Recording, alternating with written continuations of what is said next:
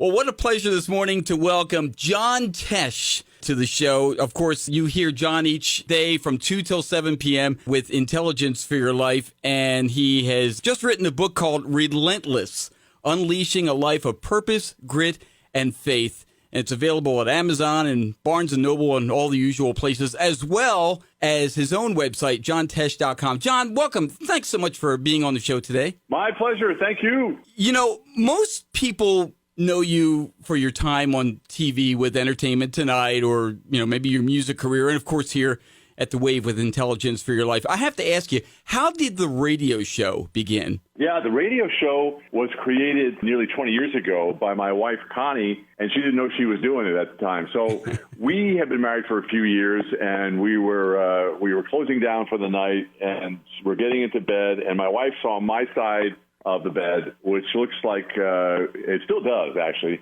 It looks like a Radio Shack vomited on the side of my bed. It's like connectors and wires and pieces of little keyboards and things. And so she's like, John, this is our sleep chamber. She calls it our sleep chamber. It's very cute. This is our sleep chamber. Where there's what is all this junk? And so I was looking for an opportunity to cross-complain, right? If I looked at her side of the bed, see if there was anything over there to remark on. And sure enough, there was stacks of magazines like Oprah Magazine, Prevention Magazine, all these newsletters from hospitals and stuff. And I said, "What's all this?" And they all had sticky notes in the pages. And she said, "Well, these are all the articles that I want to get to, but I just haven't had time." We had like a 4-year-old at home. And the light bulb went off, and I thought, "Oh my gosh, this is the show." I was looking. I'd come off the road. I left Entertainment Tonight, and I was doing 50 shows a year, concerts. Right. And my wife was home with a 4-year-old and a 13-year-old teenager, my son. And so I was getting the Italian eyebrow every time I came off the road. So it's like, maybe I should scale back and find something else to do along with the touring. And I wanted to get back into radio, which is my first love. And I can't do what you do. I don't do like the morning show stuff. I'm just not. I'm not bred like that. I'm not as quick as you are. No, that's very kind of you. Thank you, John. I wasn't going to do love songs at night because that was already done. Right. And so I was looking for something in my mind, right? And so when that happened, a light bulb went off, and I went, "Let's do a show for this woman." She was 35 at the time, my wife.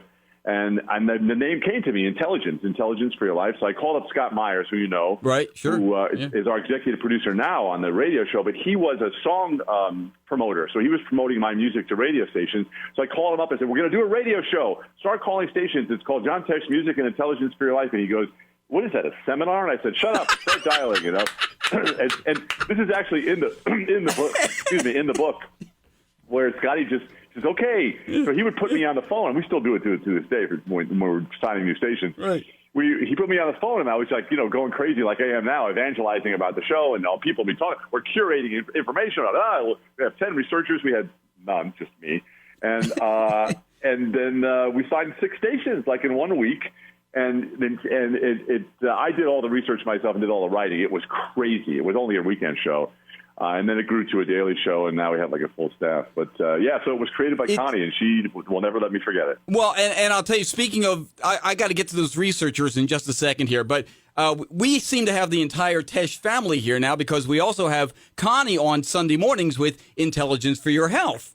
So you can get your fill of John and Connie pretty much any day of the week, which is nice, But let's talk about this research. Where do you get such amazing researchers for this stuff? Some of the stuff you come up with, I can tell you, I know it's called Intelligence for Your Life, and honestly, I can listen for a little while, and I actually do feel kind of smarter after hearing it. Yeah, and I do too, by the way. And I don't know that first of all, the show, and this is mentioned in the chapter in the book on intelligence, on the launching of the show, it really was made for the time when it was born, where the internet was just starting to sort of catch steam. And there was a lot of information out there, and it was almost too much, and people couldn't tell what was good. Even today, you can't tell what's fake news and what's not, right? Right. And it was just too much information. I grew up before I got to Entertainment Tonight. People think that was the beginning of my career. I grew up in the news business, so I was at 5 different local news stations, and by the time I was 23, I was the youngest correspondent in the newsroom at CBS News in New York for 12 years, and then I worked for sports. And so the newsroom, the real cornerstone, the engine room for the newsroom and sports, especially for Olympic Games, was the research department, right? Okay, and you never put anything on the air without research checking it. They would generate story ideas, and they would always fact check, 2 or 3. One thing you don't want at the network is to be sued by somebody. So there was always that. So that was sort of a muscle that I had. And realizing that people needed somebody to come along and curate information. I don't know that you could launch a show like this now, but back in the day, it got momentum and it became, quote unquote, a mature show because it became part of their lives, where it was like, hey, let us find this information. We'll find something that'll move you from the place you are right now to the place you are meant to be. And it really is forced learning for me. I wouldn't research all this stuff if I wasn't doing it for a living. Well, and as research goes, have you ever, with the show, have you ever been presented with some info that you thought, gee, we need to really check on that a little further before we put it out there? Like, did anything kind of strike you as, wait a minute, something about that isn't jiving with me? Yeah, and we get a lot of that because I produce Connie's show as well, the health show, and so there sometimes there are conflicting opinions about supplements, about weight loss, or there's always new breakthrough. And it's like, take aspirin, don't take aspirin, take Advil, don't. That it seems to change every day. Yeah, right.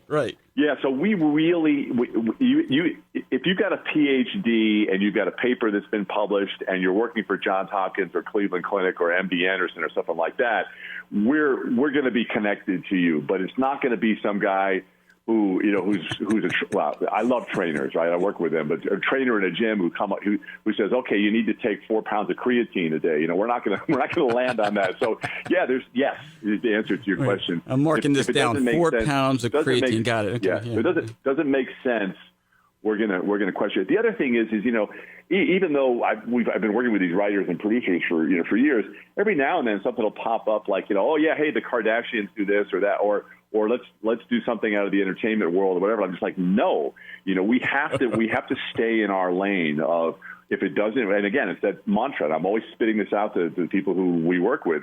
If it doesn't move you forward in your life, if it doesn't cause you to make a difference in somebody else's life, we won't put it on the show. And so even during the pandemic, it wasn't, here's how many people are dying, here's how many people, here's how many hospitals are overwhelmed. There wasn't any of that information. It was all, here's how to survive, and here's how I survived a 5-year battle with cancer, and here's some tips that you can use. So, I close in on 68 years old. So we've gained the authority to speak into people's lives with not only good information, but also experience, I believe. I can tell you with the show, one of the highlights for me, John, is when you have Gib Gerard on, oh my gosh, some of the stuff, he's actually like your comedy straight man, I think. I really do.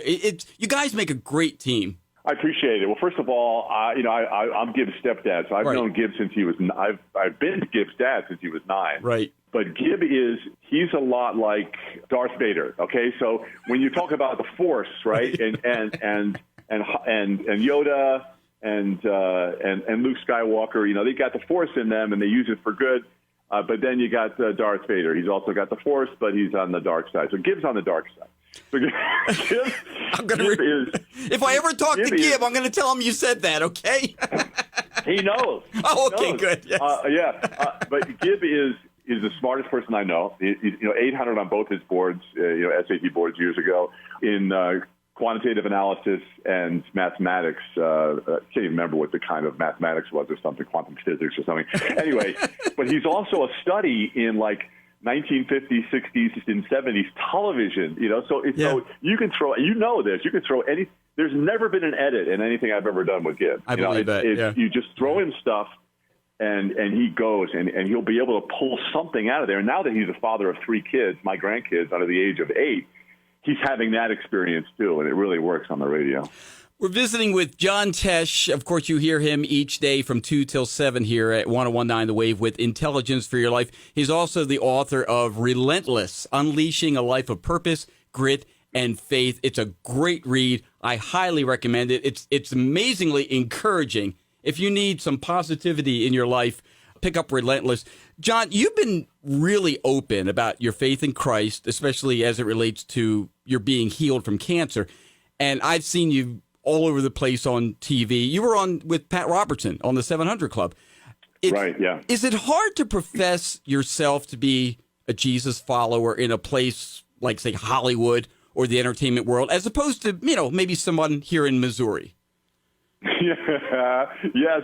In fact, both my kids went to Kanakuk camp with Joe White, and so they lived in they were Christian leaders, both of them at that camp. But we live in I'm from Long Island, but we live in Los Angeles, and I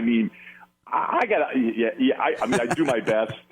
But it's become much more effective now, because if I were to stand on stage 15 years ago, and I used to try this, right, and just like in the middle of the show, in the middle of a secular show at a performing arts center, start talking about Christ, we actually have some people get up and leave, or they'd say, hey, I didn't pay to come in to see this, and I was doing it, but it was really hard to be honest about my faith, and so I sort of walked that line.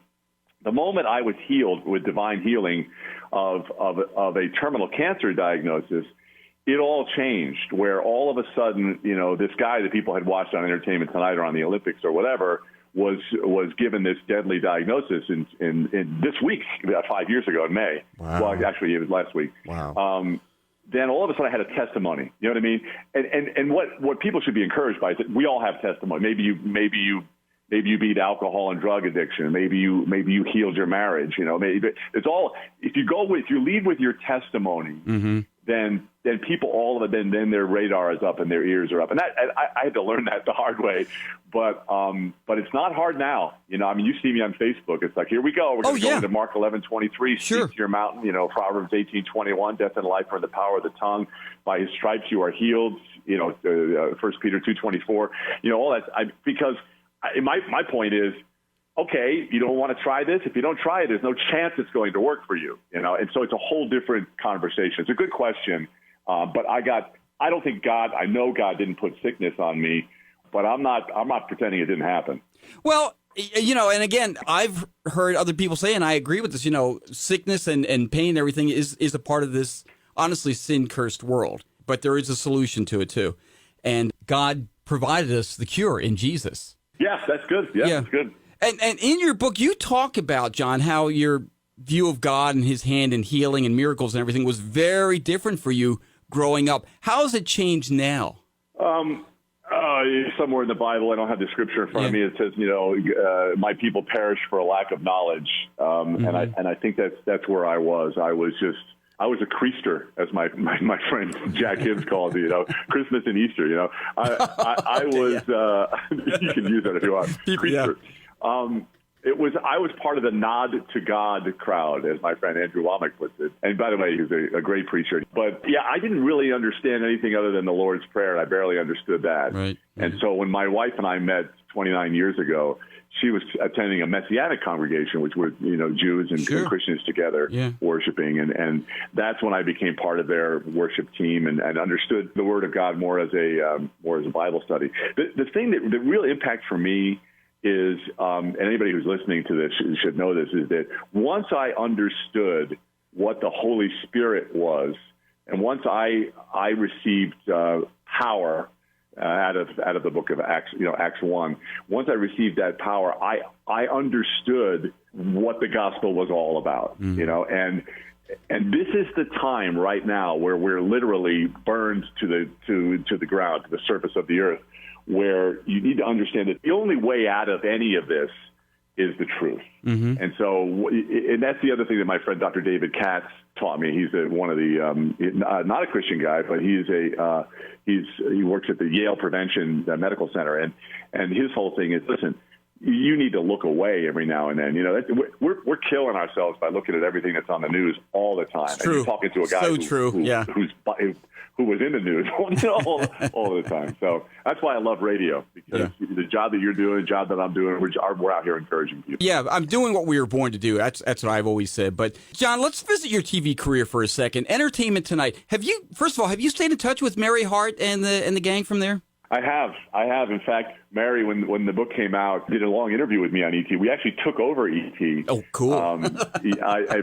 For a show. You can find it online, but she was amazing, and she's always been a sister to me. And there's a great chapter in the book about how I wasn't a great co-host for a while, and Paramount got that message from viewers, and they sent me to body language school so I could be a better host. And I was able to tell Mary about that when we reunited a couple of months ago. She didn't even know the story. I was almost fired because I was just sort of a jerk on it. I'm a pretty headstrong guy. Right. And so you don't come off that way. You don't come off that way. It's so very easygoing, you know? Yeah. I mean, I do like to, I like to come across as easygoing, but I am a lot like the book. I mean, I have very, very average talent, and I haven't been blessed with the kind of talent that most musicians and performers have. But I will kill you with grit and persistence. That's, you know, my kids are the same way. But anyway, yeah, we got back together, and it was really awesome. I stay in touch with the two previous hosts too, with Rob Weller and Bob Goen. Yeah. Well, Entertainment Tonight had to be, I mean, if not the first show that dealt exclusively with Hollywood and celebs and everything, certainly one of the first, right? Yeah, it was, and it was one of those things where when it was first launched, I didn't even know it. I was working in Europe at CBS Sports, and it was sort of struggling for a year or 2 years because nobody wanted to admit that they were watching a show that was a half hour of.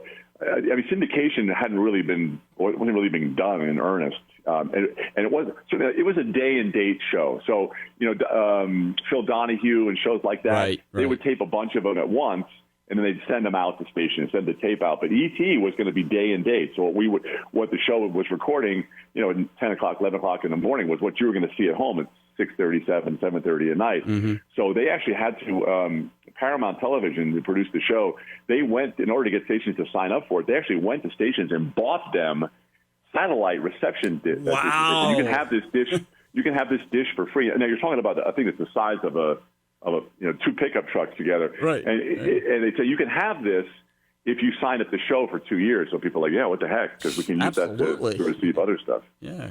Well, you honestly, John, you've done it all. You think about TV, radio, music. You've had a hand in almost every entertainment field I can think of. Have you ever been in the movies, by the way, even as a cameo? Yes. What have you been in? Quite a few actually. I was in Wes Craven's Shocker. I played it. It's usually a TV reporter. Right, right. I was in Soap Dish and a bunch of other things. Star Trek. Were you in Trek? What happened? That's right. You were a Klingon. You were a Klingon. Yes, I was a Klingon. I was. I remember that. That's right. I'm a Trekker. Can you tell? Yeah, I love it. Yeah, and you said it right. The people who say Trekkie are like, no, sorry, we don't refer to ourselves as anything but Trekkers. Yeah. Paramount produced Next Generation, and actually one of our neighbors was Jonathan Frakes, who played number one to Captain Picard. Yeah. And so I had said, we were at like a cocktail party or something, and I said to Jonathan, I said, wow, listen, I'd love to be like, maybe your third in command or something like that. If you ever need anybody like that for a cameo, and so nothing happened. And about 2 months later, they called me up and said, hey, come on and would you like to be on the show? Or like, yeah, on Star Trek Next Generation. I had interviewed Bill Shatner a couple of times for ET. So I was huge. I love it. I still love Star Trek. And so I show up for makeup at 2 o'clock in the morning and realizing very quickly when they're putting a horseshoe crab on my forehead that I was going to be a Klingon. And I was Can you speak any Klingon? Gauntlet for Worf's ascension through puberty. I stuck him with a paint stick and went, I was going to say, can you speak any Klingon, John? That was it. Yeah. Oh, I love it. That's awesome. So you've actually done TV, radio, music, and film. So we kind of need like an equivalent of an EGOT for people who've done all four. Come up with that. That's really nice of you. Yeah. I have my manager says, well, Tesh, you got 6 Emmys. They should just give you a Grammy for free. And I said, yeah, thank you very much. Tell me about Live at Red Rocks, how that came about. And you mortgaged your house to finance that? Yeah, I mean, it was the equivalent of that for sure. We just took every bit of television money, Connie and I, that we had, and we poured it into this thing because I couldn't get signed by a record company. This was 1993. Mm-hmm. I was at Entertainment Tonight. I've been there for since '86, and I just figured, hey, 23 million people a night see me on Entertainment Tonight. I shouldn't be a problem. I'm a musician. and I'd grown up is that it shouldn't be a problem with me getting, a record deal. But they just now it's a little easier for a television personality to get a record deal. But back then, you stayed in your lane, right? Sure. You're TV, while you're film. Film doesn't do TV, and now you got all the film actors doing, Netflix. But it wasn't like that back then. And so I saw Yanni, and also who ended up becoming a friend, and also Moody Blues, and U2. I saw them all at this place called Red Rocks. And I went to Connie and I said, this is what I have to do. I have to do one of these big PBS events. Otherwise, no one's ever going to take me seriously. And so we went to PBS. This is all in the book. Went to PBS and they said, well, you don't have a track. They said what everybody says. You don't have a track record as a musician. But if you make this special, we'll take a look at it. And so when we were done with the 80-piece orchestra and renting out the venue for 2 weeks to prepare for this thing, it was a lot of money, and it was really all the TV money that I had saved and made over the years. Wow. And it rained in the middle of it. It almost washed us out. The orchestra left and everything. And when it finally got to a smaller station in Virginia, in Maryland rather, they tested it at midnight. And sort of the inside story and the drama of this is all in that chapter on Red Rocks. It blew up. I mean, it became one of their biggest pledging specials and raising almost $10 million for PBS. And we went from selling 50 records a month to 50,000. I had been selling records out of my garage. Yeah. So we were, and then I tried to leave Entertainment Tonight, and then they sued me and tried. It was madness. But it was a real cornerstone event. I mean, you brought it up, and it's a real cornerstone event for everything that happened in my life after that. How about that? The book is Relentless: Unleashing a Life of Purpose, Grit, and Faith by John Tesh. It's available at Amazon, Barnes & Noble, all the usual places. Of course, you can also find it on his website, which is a great website, by the way. I recommend you check that out, johntesh.com. There are links there to, Intelligence for Your Life and the Facebook, and John is all over the place, and he is a wealth of information. And John Tesh, I can't thank you enough for being here. You'll be on a little later on today, starting at 2 o'clock with Intelligence for Your Life, as you are each day. So it was great talking to you. You asked great questions, and you've done your research, and you know how I feel about research. But the funny thing is, when you say, John, you're all over the place, that's what my wife says to me, and she doesn't mean it as a compliment. Well, listen, we all have our relationships with our wives, and we do our best. Yep. I'm sure people say to her the same thing. Oh, it must be so great to be with John. He must be so talkative and so informative. Man. And my wife is like, he spends it all on the show. You don't understand, Yeah. And my wife actually has, because I can be long-winded telling stories on stage, and she has a little 5x7 card that says, wrap it up. Hold that up every now and then. Or she's become a little hipper now. She'll hold up a card that says, land the plane, please. That's great. John Tesh, thank you so much for joining us, my friend, and I wish you the very, very best, and God bless you. My pleasure, buddy. Back at you. Start your day with Kevin Hilly and the Wave Wake Up. Weekday mornings on 101.9 The Wave.